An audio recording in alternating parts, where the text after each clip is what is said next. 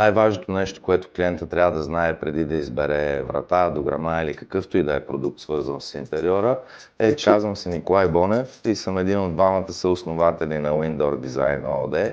Основната ни сфера на дейност по-скоро е врати, дограми, ремонти, душ кабини, безпрофилни остъклявания и така голяма гама от интериорните решения. Най-честата грешка е, че се фокусират върху цената. Това е основната грешка.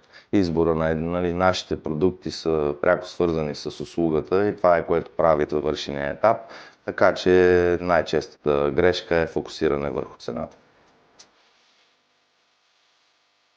Качеството зависи от материалите, които се влагат в съответния продукт, консумативите, детайлите и не на последно място нашата роля, която е и монтажа на дадения продукт.